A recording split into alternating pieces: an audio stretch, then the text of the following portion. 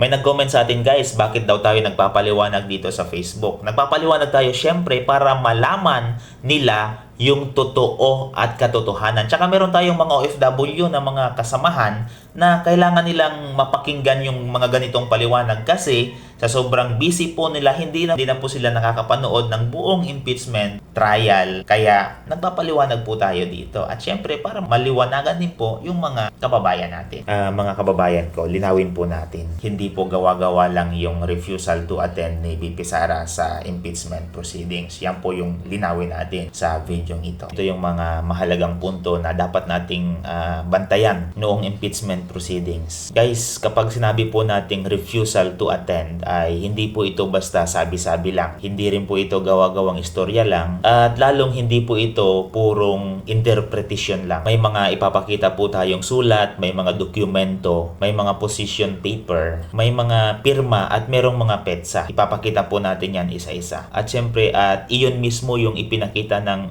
prosecution bilang ebidensya. Tingnan po natin ng maayos. Sa Exhibit PI-26-A, may sulat mismo mula kay VP Sara na merong petsang September 23, 2024 at nakasaad po doon na hindi dadalo ang Office of the Vice President sa deliberasyon ng committee. At sa bandang dulo, napakalinaw po ng request na mababasa po natin na sinabi po doon, sabi doon na I reiterate my request to terminate this inquiry immediately. Mga kababayan, hindi po natin kailangan hulaan kung ano ang posisyon. Nakasulat mismo at hindi lang iisang sulat. Sa mga susunod na dokumento, may mga sulat mula sa opisyal ng OVP na nagpapaliwanag kung bakit hindi sila dumadalo. Merong mga argumento na hindi umano sila compelled na tanggapin ang invitation. May mga legal objection at may mga dahilan kung bakit hindi nila kinikilala ang proceeding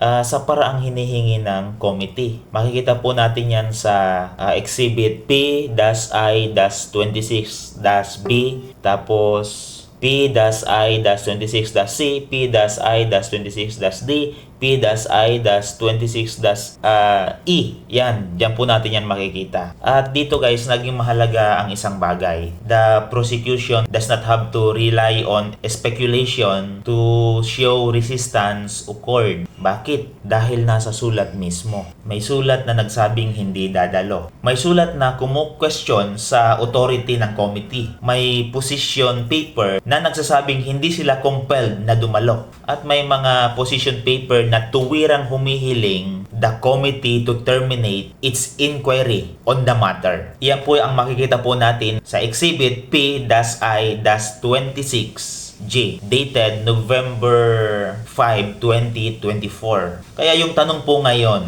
kung walang dapat itago, bakit naging napakahirap sa committee na makuha ang attendance, sagot at dokumento? Pero linawin natin mga kababayan.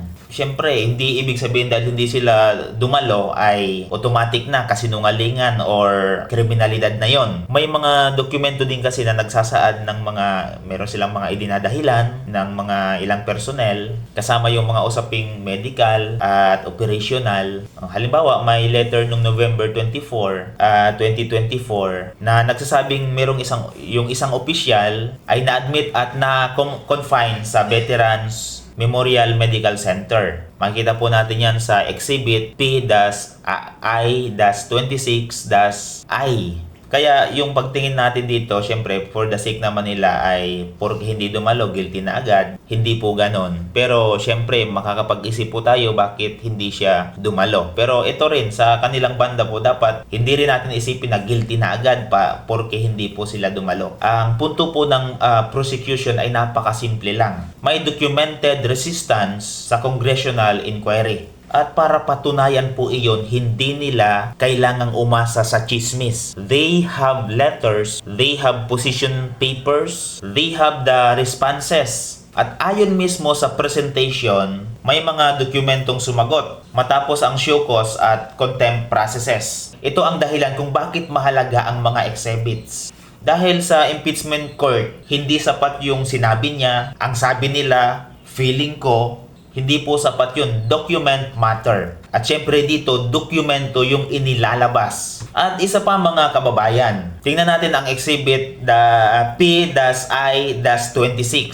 Ang certification mula sa Archives and Museum Management Service na may petsang July 13, 2026. Nakalista mismo doon ang iba't ibang records na ipinasa ng committee. Kabilang po doon yung sulat ni BP Sara Duterte, mga sulat ng OBP officials, mga position letters, at iba pang correspondence. Ibig sabihin guys, hindi lang po ito random screenshots na kumalat sa social media. Ang ipinapakita po ay documentary records na bahagi ng presentation. Kaya kung ako yung magkokomento bilang ordinaryong Pilipino, ito lang ang masasabi ko. Hindi kami humihingi ng haka-haka. Hindi kami humihingi ng propaganda. Hindi rin sapat ang political loyalty. Ang hinihingi natin ay documents, mga kasagutan at accountability. At sa records po na ipinakita ng prosecution, malinaw na may mga pagkakataong tinanggihan o question ang pagdalo sa inquiry. At merong mga dokumentong humihiling na ihinto o i-terminate ang proceedings. Kaya ito po yung pinaka-mensahe.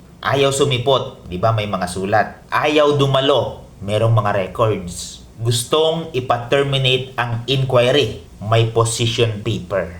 Ito po yung mga resibo. Hindi po ito chismis, hindi po ito gawa-gawa lang. At ngayon guys, yung tanong ay hindi na lang po may sinabi ba ang prosecution? Ito po yung mas mahalagang tanong. Ano ang sinasabi ng mga dokumentong pirmado at ipinasa mismo ng mga panig? Dahil kapag nasa papel na yung usapan, hindi na po ito basta opinion. Evidence na po ang pinagtatalunan. At sa impeachment proceedings, doon dapat tayo tumingin. Sa records, sa documents, at sa kung ano talaga ang nakasulat. Mga kabayan ko, huwag tayong basta maniwala sa kahit anong kampo. Ang basehan po natin dito ay resibo. Dahil minsan yung pinakamalakas na sagot guys, hindi po sa press conference, kundi galing mismo sa sulat, galing mismo sa mga resibo, galing mismo sa sagot. Guys, this is Jimson Condrilon Vlog at kahit DDS ka, mahal ka ng Diyos.